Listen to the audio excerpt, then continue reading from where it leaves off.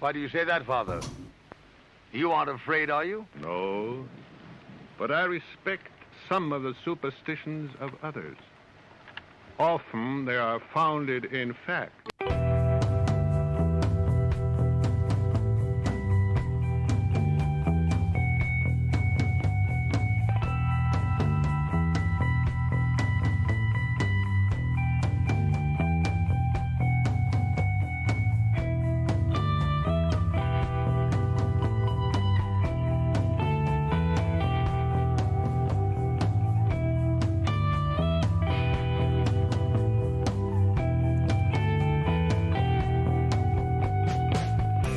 Broadcasting live from our Sanctum Sanctorum in Venice, California. This is the Sixth Sense Society. I'm your host, Krista, here with our producer, Michael, and today we're going to be talking all things tarot, me and Michael, something we know a little bit about, I think, and we're going to take the conversation wherever it needs to go. But before we get started, Michael does have a few announcements. Hi, everybody, and welcome back to our show again. We've got all kinds of great stuff coming up. And next week in particular, we have one of our favorite guests, Dan Moore, who's a Kabbalistic and Hermetic philosopher. And many of you have joined in for some of his past episodes. He's always a lot of fun to talk to. So looking forward to that. And then get all the information on our website, sixthsensesociety.com, SIXTH, all spelled out. And while you're there, if you can afford to, buy us a coffee on Ko-Fi. Helps us to cover our production cost. But most important thing you can do is click like and subscribe and all that good stuff. And on Facebook, or even if you're listening as a podcast, when you get home, pop over to Facebook and give us a quick, or not Facebook, but YouTube, and give us a quick like and subscribe, and it really helps a lot. Like us on Facebook too. And all kinds of cool stuff going on. So as I said, we're planning big things for this year. And then another thing that we're planning is in late March is I will be starting another series of tarot classes, since this is a tarot show today. So if you have a desire to learn a little bit more, if you're a beginner or even if you're somebody with a lot of experience that just wants a few new insights, it's a great thing to do. So definitely just get a hold of us and we can give you all the info on that. So with that, I'm going to kick it back to you, Krista. So take it away, Krista. Great. Thank you, Michael. And it's our first live stream for a while. So I did want to acknowledge Inner Snorlax, who just said, love y'all's show so much. And thank you for listening in, because we've been absent on the live stream for a couple of months for a variety of reasons. Some of it technical, some of it because the guests could not come on the Tuesday. So thank you for tuning in. We appreciate it. And also a couple other little announcements. One is that I have a special right now. It's called the January Horoscope Tarot Spread, which I use only in January to look at the year for people. So if you're interested in that, I offer it only in January, and just go to our website, mysticraven.net. You can book a reading there, either in person or remotely. And I know Michael just talked about the classes, so let's get on with the show. I did want to talk a little bit about not so much the history of the tarot, which is really fascinating. I've talked about it a little before, and I'm not a historian, but throughout the years, I have explored the history.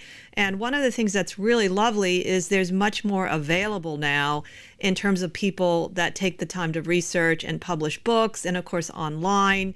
And so it's a little bit easier to actually find more accurate scholarship on tarot's history. So when I first started, I didn't know anything about the history of the tarot. And I think the tarot itself as a deck draws you into its knowledge. You know, over the years, I got kind of curious about it, and I started looking at some of the different characters, from Waite and Pamela Coleman Smith to the beginnings of the first decks that were printed in the I guess it was the 15th century now. It has over 600 years lineage, and that's what I would call it. It's a lineage, and I think it's because of the influence I've had in Buddhism. Now they have a very kind of strict oral lineage where they pass on the teachings in a very specific way, and the tarot doesn't have that kind of pure lineage, but it does have this lineage that really has grown and changed over time. And I've thought about it a lot, and there is this desire sometimes to want to sort of put it into different periods, like this is the historic tarot, this is the occult tarot period. And then I started to realize that it's basically not really accurate either, that tarot itself is this imagistic force that appears to have its own matter evolving through humanity. And so it's a reflection often of what's happening in humanity, And then another thing that's interesting about the tarot, which some tarot historians are starting to recognize, is, of course, really how it changes because of the invention of the printing press and the ability to print.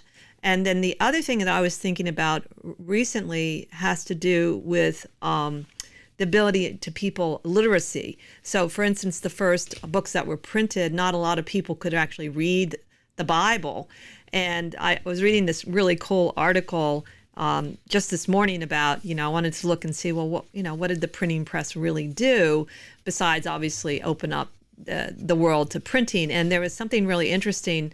It was the article is called 7 Ways the Printing Press Changed the World by David Roos. And the literacy rates were still very low in the 1490s, so locals would gather at the pub to hear a paid reader recite the latest news, which was everything from body scandals to war reports. So I thought that was kind of interesting, and because they did start to print pamphlets and things like that as well. I think there's a lot more research that could be done where the tarot really melds the history of printing and publishing and literacy into the actual lineage, because I think it makes a huge difference in the availability and the way the tarot is used.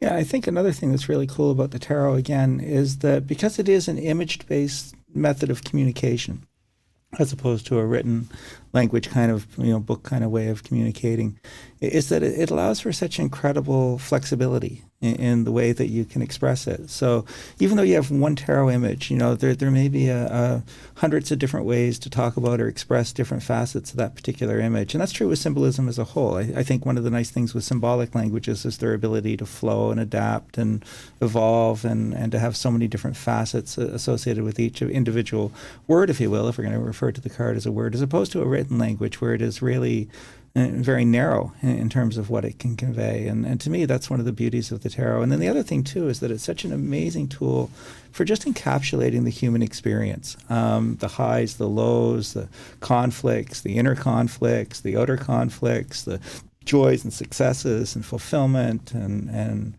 all that stuff, and contentment, a big word. So all of those things I think it can convey, which is, to me, just a remarkable thing that any tool can do.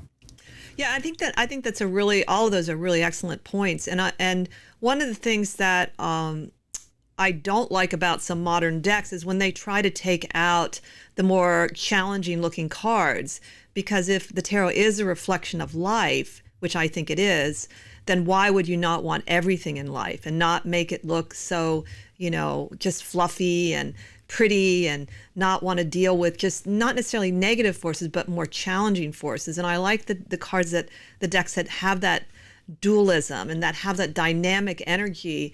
And you begin also to look at these forces differently, as we've talked about before in our Kabbalistic tarot episodes, how you start to see the nuances of these cards and not just this is a good card and this is a bad card. And that's from working with the images over a very long period of time. Yeah, a quick shout out and hi to Metanoia, who's Carrie Jane, who was our numerologist on our previous show. So if you guys want to go check that out, she was pretty awesome. All our guests were awesome, making a few forecasts for the new year. I think that's one of the great things about a tarot deck is that a good tarot deck to me has to be able to have range. And if it's too light and fluffy or if it's all too dark, and to me, that's not the human experience. The human experience is highs and lows and joys and melancholies and excitement and fear and all that stuff. So to me, a good tarot deck has to be able to encapsulate all those different feelings for me. So, Crowley's deck is amazing at that. And there are a lot of decks out there that are absolutely amazing when it comes to that. But to me, again, what separates the really great tarot decks from maybe the not so great ones is the ability to convey that entire emotional range that we experience in life. I heartily agree, and it brings me into something I wanted to talk about. I've been thinking about recently. I get somewhat offended sometimes by decks that are published because they don't remotely look like a tarot deck. We're not talking about, an innovation of a symbol. We're talking about something that doesn't even connect to the tarot, including adding cards. And so I wondered, I said, well, what to me constitutes a tarot deck at this point? And I think it's a combination of art and theory. So the art being somewhat connected to the symbolism, the rich symbolism of the major arcana, especially because you actually don't have to have imagery on the minor cards. There are plenty of beautiful decks that don't. So that's just a choice that you have. And then the theory being that at this point, I think the tarot, no matter what you say, how it originated, it deserves to be seen as something that has metaphysical meaning. And of course, it varies vastly what this theory is, where you could take, for instance, the Marseille deck, which is before Aleister Crowley and Waite and had nothing to do with Hebrew, and people that use those any kind of Marseille deck, they look at the symbolism, the colors, and the numerology on the card in order to divine. And I think that's a perfectly fine system. I read a book about it. It was really interesting, this one way of it's a little more meticulous. You have to think about the cards and even how the faces look at each other. So you're looking at this imagery, right? And then there's other schools. There's the French school, there's the English school, there's certainly modern schools. I think there's different theories that go with a good tarot deck. And then if you don't have both of those, you start to get into what I call tarot-inspired oracle decks. So it doesn't matter to me that they're 78 cards and that they even sort of connect to the tarot. And then, of course, there are cards that look, like I said, they don't even belong to the tarot. And what I think the reason for this kind of millions of decks literally is because it's a reflection of our culture. We're so fascinated with imagery and we're overstimulated that we don't often take the time to look at something like the tarot and say, well, let me think about this imagery before I decide to create a new deck, and try and think, what could I add to it, or what could I innovate? And that takes more patience than I think this particular period of history has. Yeah, and Krista makes a good point, and we've talked about this numerous times. We're actually in the process right now of hopefully finishing our first book on the tarot based on our 25 years of working with it, 25 years each. And people often ask me, though, why don't you draw your own tarot deck or create it? And I say, well, it's because there's plenty of good tarot decks in the world. I don't know if we need another tarot deck. What we need is more discussion and analysis and understanding of the tarot. And so to me, and again, I'm going to come across as a tarot snob, which I readily admit that I am, so it's okay. But to me, I pick up books on the tarot, and there's just not a lot of intelligent discussion. It's a restating of what the last book said, and there's not really anyone that says, well, maybe I don't agree with that. Maybe there's a healthier way to look at this or a different way to look at this. And so you don't really, it's almost like inbred, all of the ideas in tarot, and you really don't get the debate and the discussion that I think would be helpful in kind of moving everything forward, and it's just a restating and a restating and a restating of what everybody else has said, and maybe trying to put it in your own words a little bit. And sometimes not even that. Sometimes I think it's almost just a photocopy. But to me, again, I think that we need, in the tarot world, a lot more discussion and debate about what the decks mean or what the images mean. And to me, that's going to really advance it in understanding. I totally agree. And it takes, first of all, it takes more time to do that. And one of the privileges that we have, Michael and I, it truly has been a privilege, is we have sat with so many different kinds of people and looked at so many patterns that you test things out more. You test out, does this really hold true? And because we are being paid, which is another whole debate, whether you should get paid as a tarot, but being paid makes you kind of, at least for me, be on your toes more. And also, if you want to make a living as a tarot card reader, you have to have repeat customers of some kind and referrals. And so our theory has held out because we've been able to maintain a practice of the tarot. And certainly, we don't think we have the only theory on the tarot, but we do know that we're unusual because as a couple, we have read for so many people for so many years.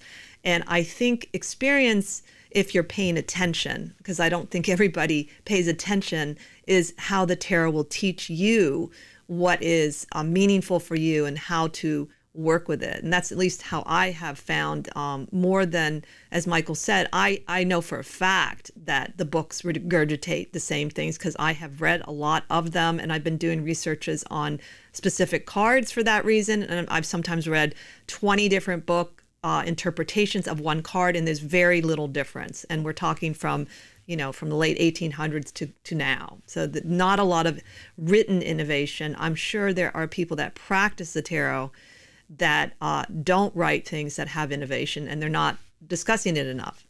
Yeah, and obviously experience is probably really your best teacher because, again, I tell people when we start our classes, especially if they're new to the tarot, is that I can't really teach you everything I've learned in 25 years, in a couple of weeks. But what I can do is hopefully give you a much better starting off point than I had when I started 25 years ago, so we can give you a foothold and a little bit of an advantage starting out. So maybe it'll take you, a year to learn what I learned in 4, and that's really the goal. But yeah, and there's just an endless amount of innovation that goes with tarot, and there really is technically no right and wrong way to do it.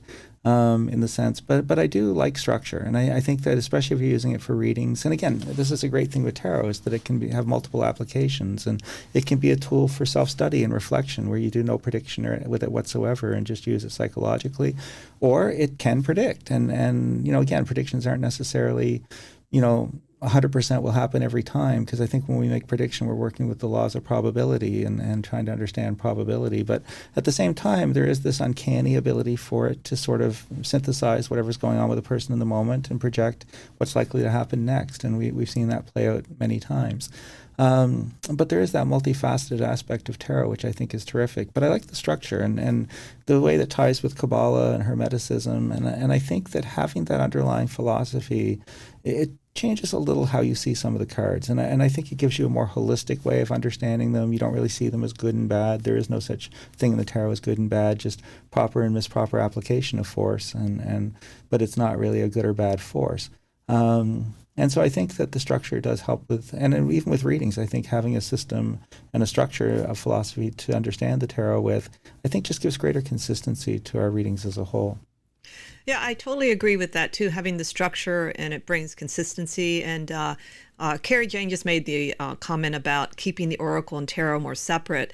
And I think that is important, mostly so you don't confuse yourself. And one of the things I recently thought about, one of the differences between a tarot deck and an oracle deck, which is a very straightforward thing, is that a tarot deck technically can act as an oracle deck, but an oracle deck is not a tarot deck. It'll have like 40 cards. It has not a system like the tarot.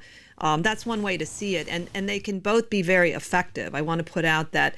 But I think the tarot just deserves to be seen as the tarot, and that it has, the more I've actually read from some of the books that were created around the decks, there's a lot of material in them that make you think about the tarot. Like even Waite's book, The Pictorial Key, there's some really interesting tidbits in there about reading, about life.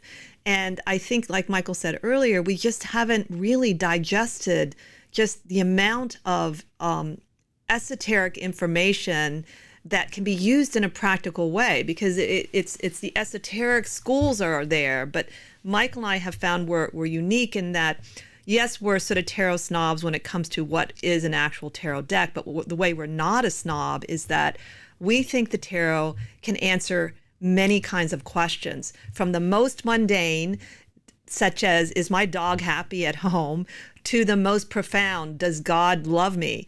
And we are unusual because sometimes you'll find there's a dichotomy there. You'll have the tarot scholars, some of them, not all of them, that are kind of snobbish about using it to divine the future and ask if you should buy a home. And then you have the other ones that know nothing about the esoteric side. And Michael and I feel that it's fine.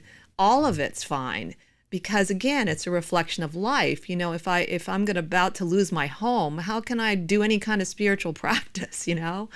So we think the tarot helps in many, many ways, and we see it in that way. And that way, we're not really a snob about how much the tarot can tell us. Yeah, I was reflecting when you were saying that every once in a while you'll have somebody get into this whole left brain, right brain thing where one is better than the other and sort of favoring one over the other. And to me, it's always, well, yeah, but you're still only using half your brain. Why don't we just use the whole brain, all of it? And certainly I think with tarot, you sort of do that. There is an intuitive aspect to it, certainly, and even just in creating the reading, what draws your hand to choose that one card over any of the other 78 that you could have chosen in that moment. And to me, that's where a lot of the magic sort of happens. There's also the intuition, and sometimes I just will intuitively feel I want to favor a certain definition of a card over a different definition that I could have chosen. So intuitively, you're looking at the pattern, and there's an intuitive aspect to that. But there's also an analytical aspect to it. And definitely, I mean, if I'm doing a reading, and I often say this to my students, I wish you could be in my head for a minute while I'm doing a reading. And because there's so much calculation going on, you're comparing this card against that card in the pattern. You're sort of seeing how they work together. You're analyzing it compared to something else. And so there's a tremendous analytical ability. And I really do think that the best tools for predicting have an analytical component, which tarot does. And to me, again, it's a different beast, and I don't think psychic stuff is necessarily good at prediction. And the reason I say that, again, is that I use this example, if you're going to describe the weather today, tell me what the weather is today, and you can describe it very well. It's a little cool here in Santa Monica and Venice. It's blue skies, I can describe. It's not very windy, so you can describe it. If I said, what was the weather like a year ago on this day, you can call the weather office. They carry all that same information. They'll tell you the relative humidity and the temperature and whether it was clear skies or cloudy, and from hour to hour even if you want. But if I said, what is the weather like a year from this day, a year in the future, who do you call? So if you're smart, you call the weather office again. You said, send me over all the data that you have for the 24th of January, going back as far as you have it. And then you analyze that data. You look at it and you look for trends. You see it's getting progressively a tiny little bit warmer every year. It tends to be sunny more than it tends to rain. It tends to be a certain temperature range. And so you can use that to make a prediction that next year it's likely to fall within this parameter. It's likely to be sunny. It's likely to be within a certain temperature range. It's unlikely to rain. And most of the time you'll be right, or a great percentage of the time you'll be right. Occasionally it will rain, when it's usually sunny on this day. But again, it's important to understand those probabilities. And every decision we make in life is probability based. And so it's about coming to some method of saying, okay, if I'm going to put the time and the effort and the energy into this project, what are the relative chances of it turning out in a successful way? Am I wasting my time? Is it something where I believe there's a relatively good chance that it could be successful? So it justifies the time and the effort that I'm going to put into it. Now, it's not a guarantee that it will be successful, but it's about understanding that probability so I can make an informed decision about whether this is a path that I want to go down or not. And the tarot, for whatever reason, is just brilliant at being able to do that. It totally is. And that is one area that's very commonly dismissed by tarot books that are more about the history. They'll say tarot cannot predict, or tarot was not meant to predict. But ironically, even Aleister Crowley and Waite have predictive meanings. And there's a little bit of a paradox here, because I'm not saying Aleister Crowley did not believe in using the tarot to divine things, because he has a chapter on divination that's kind of funny, and I think it's a book on magic. So he obviously did it a little bit, but there's this, again, sort of like dismissing of it at the same time. And I think that is more of a preference. Like, they didn't want to do it. So, and I don't blame them, because there are some very tedious aspects of doing predictions as long as Michael and I have. But I think that we know for sure that the tarot can be used for that. And since it's been, I think, attributed to the occult world, it has been used to do that, no matter what anybody says. Yeah, I often love the way Crowley puts it, and one of his books, I think it's in Magic and Theory and Practice, I don't think it's in the Book of Thoth, where he likens it to playing a round of golf, in that the slightest change of wind will affect the shot, and it won't always end up where you aim it, and there are a multitude of factors that could influence things. But still, an experienced, successful golfer will get it close to the hole more often than one who isn't. So it doesn't, if it's not 100%, perfect in predicting in that sense, because of all those little variables, that doesn't make it any less valid or any less useful. And that's it. And that it is a prediction. And I always like to tell people, it is, and we like to try and see like how strong a prediction it could be based on our experience. That looks kind of weak, that looks strong. And it doesn't mean that if it's completely different, it doesn't mean the tarot is necessarily wrong, because there are always outliers, even in statistics, that you can't predict. Which is, you might say, well, Krista, you're just trying to make sure that you don't look like a fool. And I say, well, look, I have looked like a fool, and I will continue to look like a fool doing readings. I've done some pretty silly things, to tell you the truth. And that's just part of being a reader. You just kind of get over it and say, okay, I was completely off on that. But at the same time, I do myself feel like it is a prediction. And like Michael says, that many parts of life we try to predict. It's part of being a human. I think it's essential. I think that, whether it's the stock market, whether it's the weather forecast, I turned on the weather today and it said, okay, there's only a 3% chance of showers. I'm not going to bother dragging an umbrella. But if the weatherman tells me it's a 70% chance of rain, then I'm going to take it. And again, that's probability. He's saying there's a 70% chance I'm going to be right and it's going to rain. There's a 30% chance that I've misread this or something weird is going to happen and it isn't going to rain. So even then, I love that example of the weather forecast because it just gives it in straight up probability. What are the odds of this happening? And the other thing I think that happens with readings, and I've seen this a lot over the years too, is that if you're looking at a project or something, going forward, is that sometimes a reading will give you good mile markers. So if this is going to happen, then at this point, something like this should occur, and at the next point, something like this should occur. So as you're kind of following the progress of things, sometimes as you hit those markers, it's a good indicator that things are actually going in the direction that the prediction suggested that they should. I love that you say the mile markers. I hadn't really thought of it that way, but I definitely see that. And especially you see that in larger projects. Sometimes you don't even see the outcome yet, which is always interesting to me, is when it will show that this is the next step and it doesn't tell me what happens after that. And my only feeling about that is the tarot wants you to go through that experience first. And the tarot doesn't want you to skip this stage. And I find it'll just give advice sometimes with things like that. And I know that some people are a little unhappy about that when I'll tell them like, well, this is as far as it goes so far. But the main thing when you read any kind of do any kind of readings is just to be honest with what you see and what you don't see. Yeah, and again, keep in mind too that a part of the reason I think sometimes you can see much further than other times is that sometimes there are key things which basically are so unestablished at any point, there's no way to predict beyond it. Because there's just too much chaos, there's too much uncertainty, there's too many things that are not established. And so I've seen that. And again, a good example of that was way back when I first started this, again, 25, 26 years ago. And there was a woman that came into the bookstore. It was the Little Mysteries we were at in Halifax. A shout out to Vanessa and Tim, and Vanessa in particular for giving us a big leg up as readers. We will forever be grateful. But she came in and she said, my friends, I got a lot going on in my life. My friends said you were great and didn't really want to get a reading today, but they kind of insisted. And we went through spread after spread of cards, and it was gibberish. I mean, I knew it wasn't making sense. It wasn't making sense to her. It didn't feel connected. And so I said, obviously, you don't have to pay for this. She said, no, I know you know what you're doing. She said, it's just a question. I knew I didn't want to get a reading today, she said, and I shouldn't have let my friends talk me into it. So I'll come back when I want one, and then we'll try again. So a couple weeks later, she walked through the door, said, I'm ready for my reading now. We sat down, and it took one spread of cards to answer literally every question she had. It was just perfect clarity. So it's, again, a kind of thing where by forcing it a few weeks before, there were maybe certain key things to getting an answer that just hadn't fallen in place or formed enough to be able to predict, whereas a couple weeks later, some of those things had started to form, and then from there, we could look at things with some clarity. I've had that happen too. The other time that has happened is when somebody sat down, they were literally crying as they picked the cards. And it's fine for people to be emotional during the session, but when they're picking the cards, I feel it's good for them to be calm. So that was another one. We actually just then relaxed and redid it. It only happened a couple times because usually people don't come in and start crying right away. So that's another example of it being kind of chaotic and it didn't make any sense at all. And you really notice that difference with how the other ones do actually make sense. That's what's so unusual, is that there is a big difference in how the cards play together.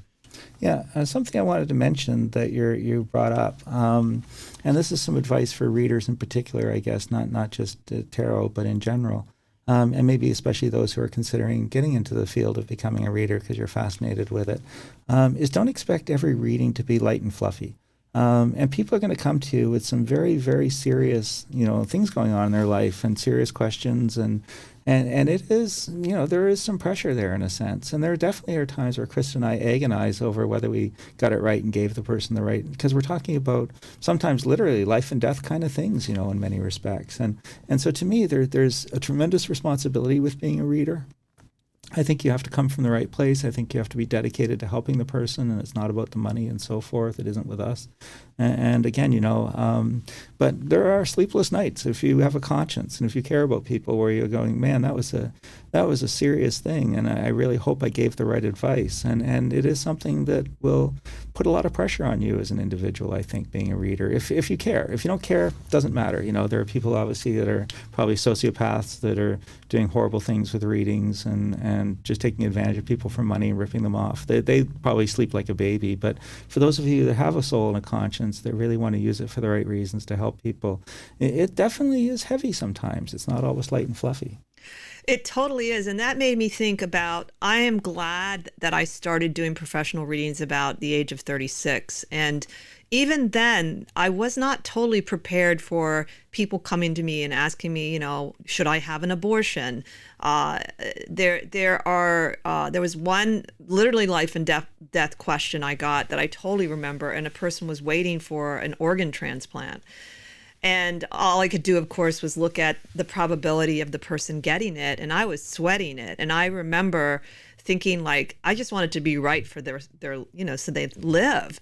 And it did happen to be right. And it was, I remember the reading because it was so stressful. And then I remember they would get it just at the nick of time. It was one of those things, like I said, yes, they will. And it was getting close when that person came. It was actually not the person getting the transplant, someone that loved them. And I said, yes, they'll get it in the nick of time. I really think it's likely. And oftentimes I'll say that the probability is very strong, because that's all I can really do most of the time. And luckily it was. And it was kind of, I remember it was, the person came back and told me it was a little unusual how they got it.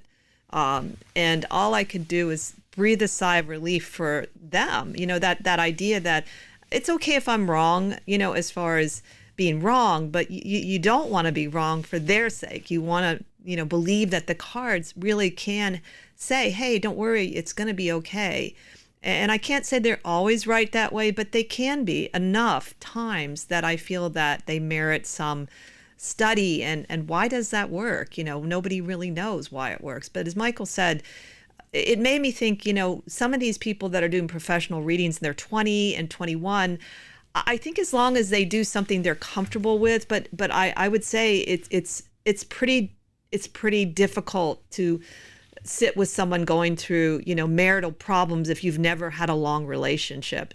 And so there's many, of course, topics you can talk about, but I would say if you're doing it really young, you might want to either consider having an older mentor or sticking to certain experience, staying away from certain experiences until you have enough yourself or enough life experience to really talk about it. Yeah, and that brings up a good point too, is the interpretation of whatever you see in the reading. It can only reach the limits of your own understanding in many respects. So I don't really study anatomy. Medicine isn't my thing. I'm just not as into the healing part of it in that sense. And it just doesn't vibe with me so much. I mean, to Capricorn, I guess I like career and other things. But for me, again, so people often say, can you use it to tell me about a disease or whatever? And technically, sure. There are tarot cards that can analyze and diagnose and so forth. The problem is I may not understand what I'm looking at because I don't have the background, the knowledge to interpret it, because I don't really do a lot in terms of anatomy. So even if I'm looking at something, to me it's going to be a mystery what that is. And I think that we're always going to be sort of working within the limitations of our own abilities to comprehend when it comes to interpretation. The other thing that I think is interesting about a good tarot reader and a not so good one. We came to California and we were listening to a radio show, and there was some psychic on there doing readings for people. And I remember every reading was no or negative. It was you're going to lose your job, your marriage is going to fail. And people are calling in, and it was constantly just negative. And I thought, just the law of probability, one person has to be happy and successful out of all these people that called in. Just odds alone that one of them has to do okay.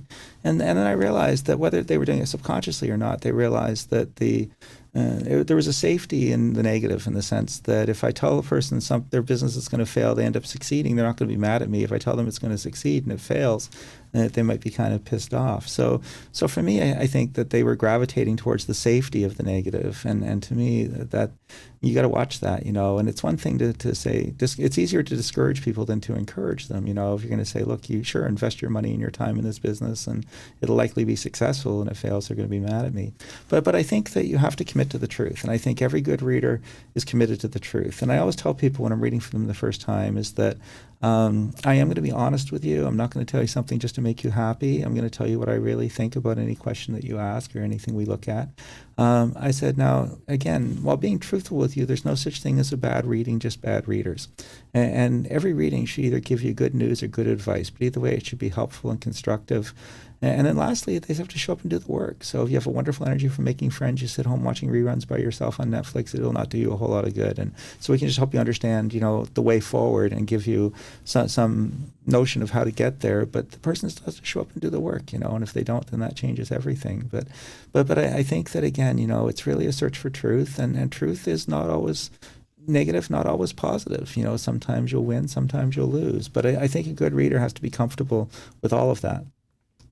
I agree with that. And that's a whole nother sort of topic, is what does it take to be a solid reader of any kind, whether it's astrology, numerology, and there's other skills. Just, it's similar to other professions. It's sort of like a doctor has to have bedside manners to do well in certain ways. And with the tarot, I like to call it the gift of gab. And it's how you say things to people, not in order to get a certain reaction, like an overly conscious thing, but that you understand the words have impact and you choose your words wisely. We've talked about this in other shows as well, and Michael and I are really big on that. And there's a little bit of an intuitive element to that, because sometimes I'll sit down and look at the cards, and certain words arise in my mind because of the combination of cards. And I immediately trust that those are the right words for the person. And so giving a reading, obviously, whether you send it through email, you can also do written readings or speaking readings. So how you deliver the reading is honestly equally important. Yeah, and Tanisha has joined in, and she says, commit to the truth, yes, but as it stands now. And I would tend to agree with that. And I always tell people that, life is dynamic and readings are static. So yes, it is a relative thing to the moment. But I would also add to that, that it will then look at it, and this is what you can expect if things continue to unfold in the manner that they're unfolding currently. And then it's presenting you with that choice, do I want to continue to kind of go down this path the way I've been going, or maybe it's time now to reconsider and make some changes. And I always think of that, I'm a big fan of the film Scrooge, the Alistair Sim. Please don't watch any one other than Alistair Sim. He's a genius. And that he basically, when he's dealing with the ghost of Christmas yet to be, he says, are these shadows of things that will exist or that will only exist if things don't change?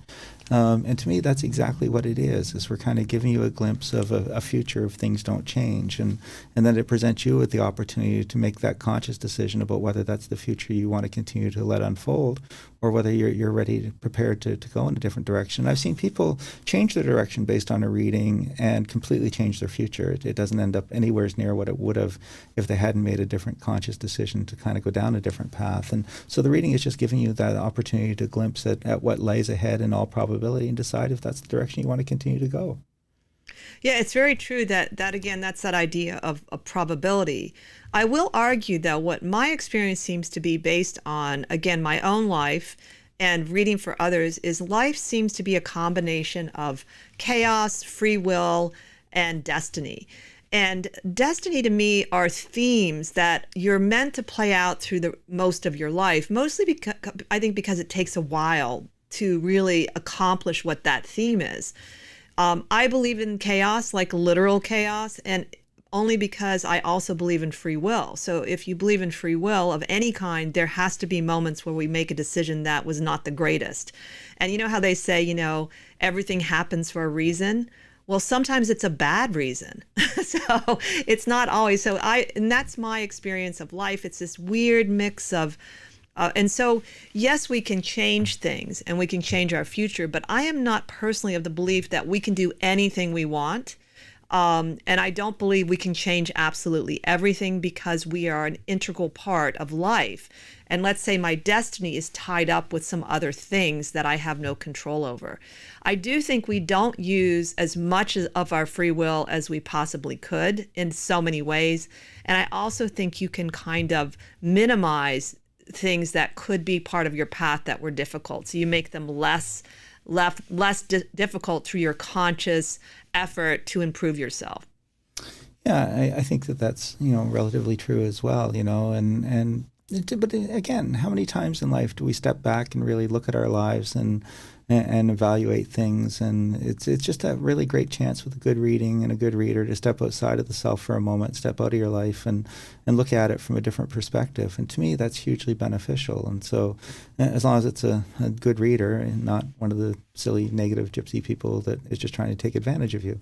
But again, it's just this incredible opportunity to assess. And I think that's a really great way of putting any reading, is this incredible opportunity to assess things.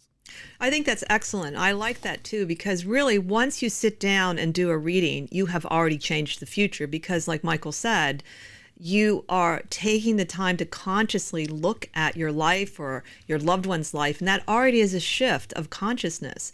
And anyone that does that on a regular basis, they will evolve more. It's just the nature of the beast. And so I love that idea of taking a breath and, saying, I'm going to assess my life. And what I like about the tarot is it's sort of a third party.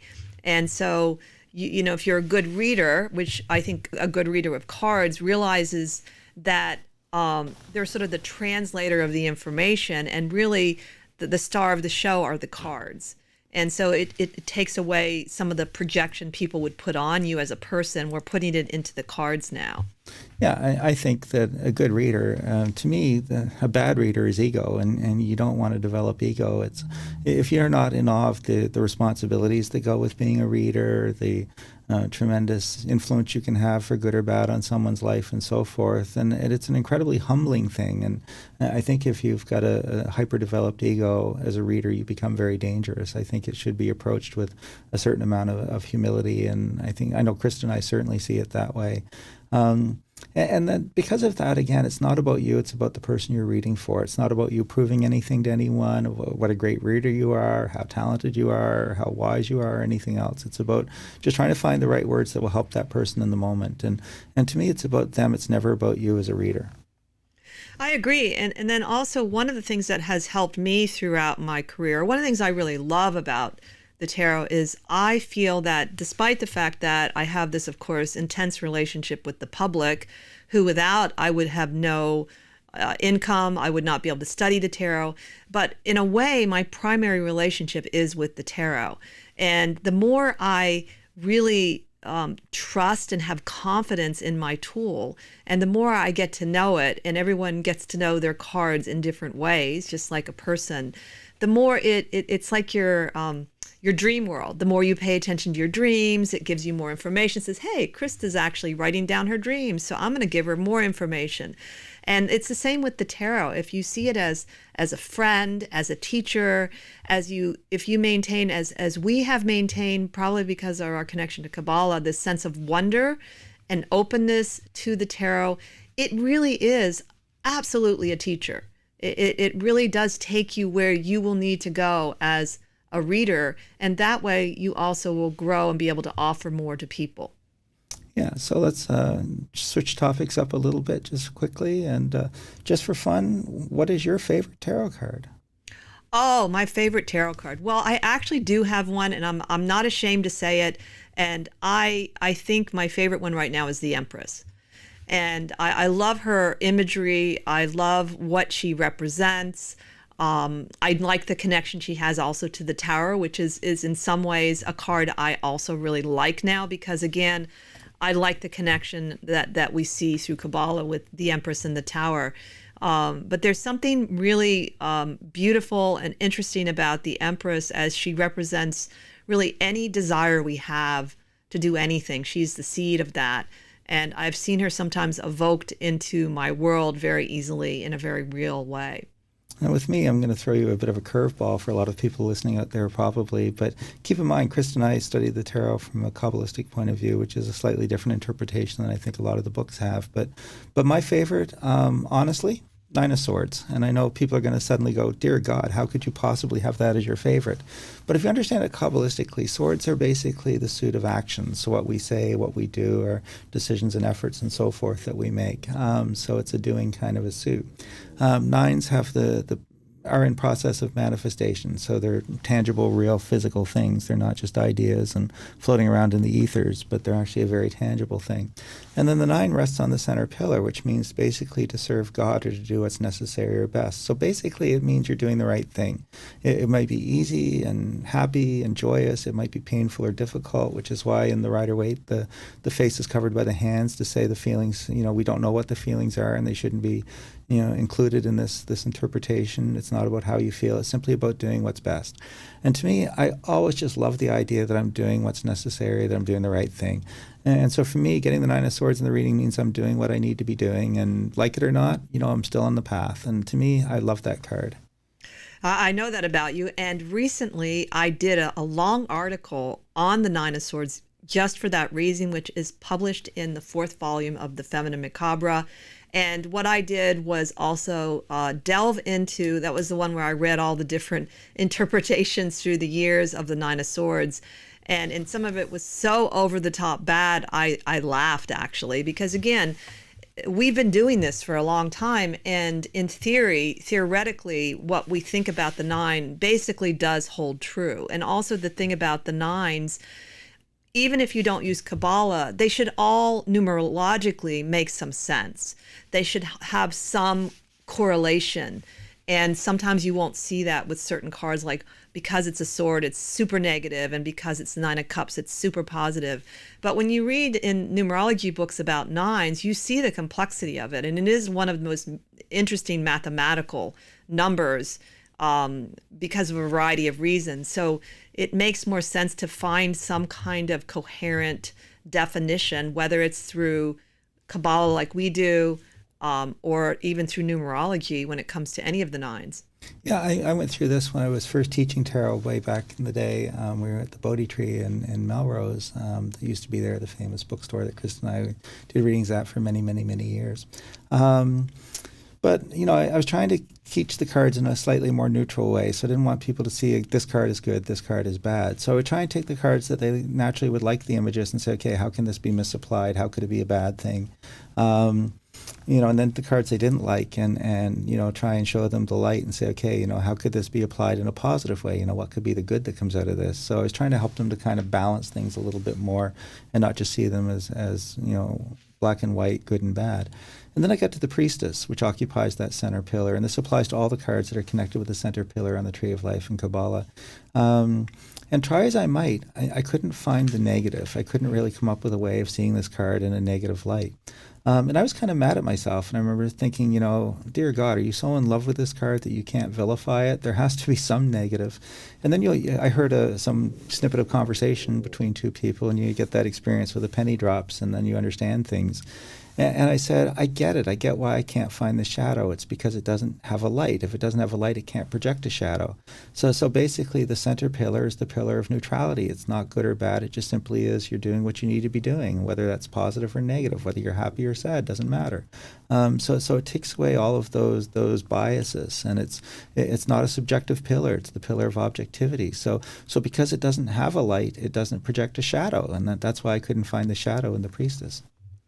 I love that. And another thing I wanted to add, you're going to like this, Michael. I was going through my old notes. And again, there's different ways you can approach the tarot. And one is simply to look at the numerology, but on a very deep level. So I said, well, let me look at the number 15 in the Devil. And the Devil, of course, gets a lot of negative press.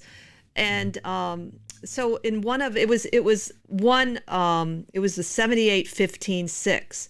That I looked at in this book I like by Jean on numerology, but it really is fascinating what they write about it. That number is service, spiritual wisdom, wise beyond one's year, intuitive, truth, order, economy, deep inner knowing, depth of emotion, thrives on monotony, very Capricorn, love of home and family, very true Kabbalistically, responsibility, knows all and understands all. And what are the negative things? There wasn't a lot, actually. Let's see. Anyway, you get the idea. And then Michael and I have often said that the devil card is connected to marriage, and it's based on its position in the Kabbalah.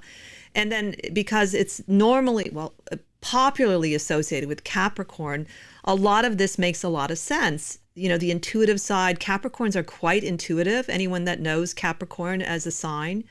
And that idea of wisdom, the reason I would see the devil having wisdom in a lot of ways is because it's a slow moving energy, and it will assimilate experience over many, many years. And so then hopefully it does have a chance to have wisdom. And there definitely are some negative connotations, but I was blown away by just simply looking at that. It made sense to me. I said, see, just even looking at the numerology alone with a good numerology book will give you a different insight on the cards. Yeah, I'm paraphrasing a little bit, but Crowley in one of his books, again, I think it was the Book of Thoth maybe, but he said that if you studied nothing but the tarot, you'd be able to discuss life with the greatest of philosophers.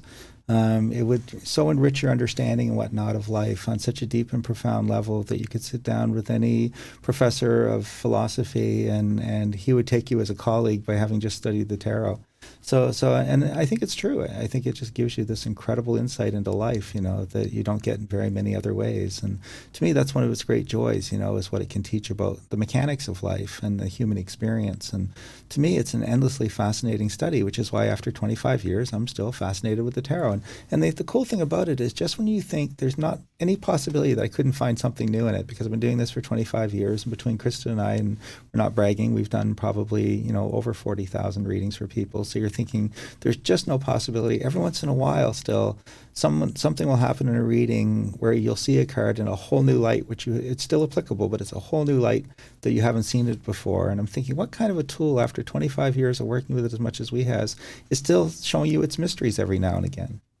It's absolutely true. And I've come to the point where I really do see it as a map of the universe, as both Deanne Fortune and Aleister Crowley talk about. And that is one reason why I would never call myself a master of tarot. It means that I mastered the understanding of the universe.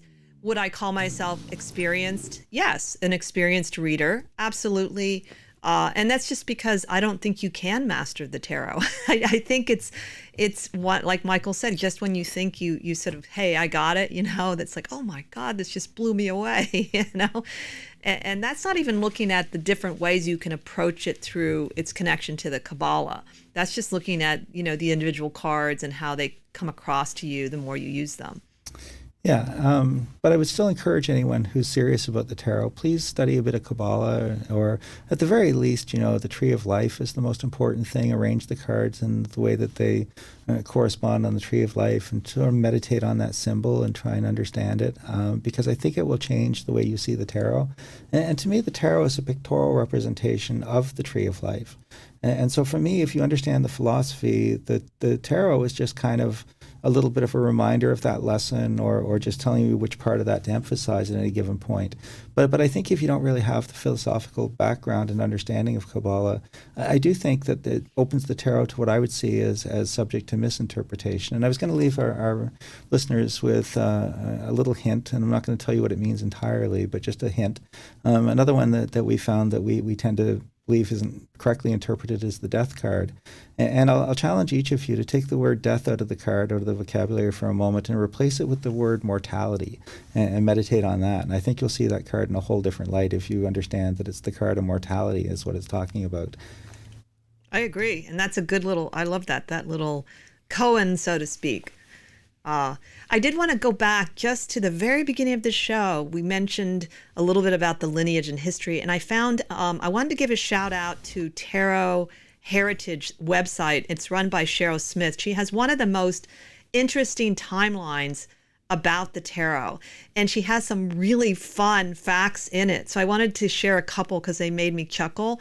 One is in 1543, The Cards Speak by Pietro Aretino. They were published in Venice. It was a book. It's part of a pornographic book that gives information on the names and orders of the Trumps during the course of a dialogue. So I loved that little, fact. And then another one that was really very creative and really funny is 1576 in France, poems in a series of stories called Factitious Nights, and each stanza, a Trump figure who is playing a game of tarot loses the trick to a suit card that kills him. At the end, all the slain Trumps are resurrected by shuffling the deck. I just thought that was too much. And there's been a lot of creative ways through the history of the tarot that tarot has been used in literature, in poetry, and psychologically, attributing a Trump card to a certain personality. So anyway, she does have a really great timeline. So just check it out if you are interested. There was another really cool way that I saw the tarot used at one point, and it was the Arthurian tarot by, I think, Caitlin Matthews. I'm sure Krista will correct me if I got that wrong. And her deck is really neat. It was drawn as sort of a portal, especially the minor cards, and each of them had a scene without people in it. And one would be a winter scene where everything's frozen. One is sort of springtime. One is this, one is that. But they're all just different scenes. And she would say that to use it creatively, what she would do is have you separate the major arcana, the court cards, and the minor cards. And she said then you shuffle them up and you choose a court card to be your traveling companion. So this is the person who will travel with you on the journey. You choose a major card, which represents the lesson that you encounter along the way. And you choose the minor card to represent the setting for your story. So you're basically using it as a storyboard. And then from there, you actually create a whole story based on those three cards, with one being the setting, one being the traveling companion, and one being the core theme or lesson of the journey. And I thought, what a great way to use the tarot. And her deck in particular, because of the way it was drawn as portals, you feel yourself almost drawn right into the cards. It became really, really easy to sort of feel yourself in that setting. You'd almost feel cold, in the winter setting. So I think you could really get drawn into it. But I thought, what a fabulous way of using the tarot. It's not predictive. It's not about doing a reading as such, but just using it strictly as a creative tool. Yeah, I do. That is a really beautiful deck. And I believe you're right. It was Caitlin Matthews that did that deck. And especially if you're interested in the whole Arthurian lore. And there's definitely different ways to use tarot that I think are completely legitimate. Obviously, mystery schools use it for enlightenment. People use it for psychology sometimes now. And then, of course, it is a game that's still played. And as a game, as long as it has, I think, the 22 major arcana and the rest suit cards, you can use any kind of illustration, just like playing cards.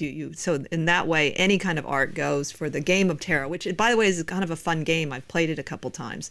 And it's still very much a legitimate way to use and see the tarot. Yeah, I know we're running out of time, so I'm going to just come back to maybe a quick closing thought, and then we'll let Krista close out the show. But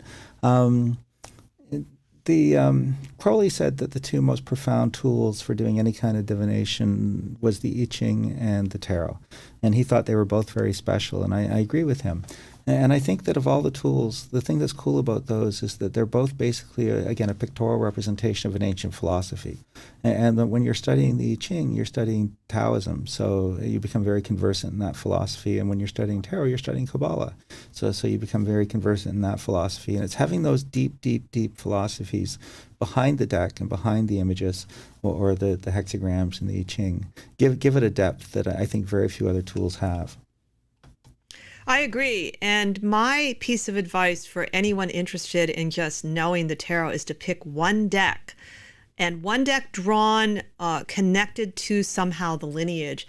And I would suggest working with that single deck with the imagery for at least 3 years, probably 5, because you will really get to know that imagery. They're all different. There's a big difference in the imagery of Waite and Crowley, and you'll just have a much richer experience, and it will really become part of you, the actual imagery, and you'll dream about it. So that would be my closing thought. So I thank you all for listening in today. It was really great, and thank you all for interacting with us. We hope you enjoyed the show. Join us next time as we continue to explore the esoteric and the obscure together, and have a magical week.